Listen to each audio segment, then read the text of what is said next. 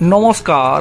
তাহলে কি তৃণমূলের অস্ত্র ব্যবহার করে 2026-এর বিধানসভা ভোটে তৃণমূলকে কুপোকাত করবে বিজেপি? আপনাদের প্রত্যেকের মনে থাকবে 2011-র বিধানসভা ভোটে তৃণমূল দলনেত্রী মমতা বন্দ্যোপাধ্যায় নির্বাচনে প্রতিদ্বন্দ্বিতা করেননি।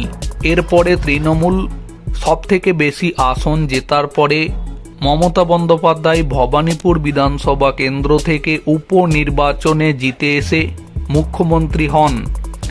এখন তাহলে কি 2026-এর পশ্চিমবঙ্গ বিধানসভা ভোটে বিজেপি সেই একই ফর্মুলা প্রয়োগ করতে চলেছে? 2026-এর বিধানসভা নির্বাচনে প্রতিদ্বন্দ্বিতা করবেন না শুভেন্দু অধিকারী। 2026 সালের বিধানসভা নির্বাচনে প্রতিদ্বন্দ্বিতা করবেন না বিজেপি নেতা তথা পশ্চিমবঙ্গের বর্তমান বিরোধী দলনেতা শুভেন্দু অধিকারী। দিল্লি সূত্রের খবর অনুযায়ী আগামী বিধানসভা নির্বাচনে বিজেপিকে রাজ্যের ক্ষমতায় আনার লক্ষ্যে তিনি অমিত শাহের ডেপুটি হিসাবে সারা বাংলা জুড়ে নির্বাচনী প্রচারের দায়িত্ব সামলাবেন। এই বিষয়ে তিনটি গুরুত্বপূর্ণ পয়েন্ট উঠে আসছে। প্রথমত, নন্দীগ্রামে বিজেপির প্রার্থী শুভেন্দু অধিকারী হচ্ছেন তার ভাই দিব্যেন্দু অধিকারী তথা তমলুকের প্রাক্তন তৃণমূল সাংসদ দিব্যেন্দু অধিকারী।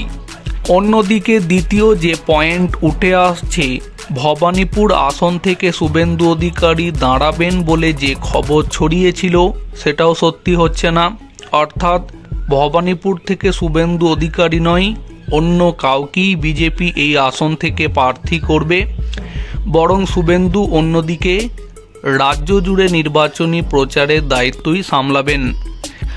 অন্যদিকে তৃতীয় যে পয়েন্ট উঠে আসছে, কোনো একটি নির্দিষ্ট বিধানসভা আসন থেকে শুভেন্দু অধিকারী বিজেপির প্রার্থী না হলেও 2026-এর বিধানসভা ভোটে বিজেপি মূলত শুভেন্দু অধিকারীকে মুখ্যমন্ত্রী পদপ্রার্থী করে নির্বাচনী প্রচারে ঝাঁপাতে চলেছে। ঠিক এরকমই খবর সামনে আসছে।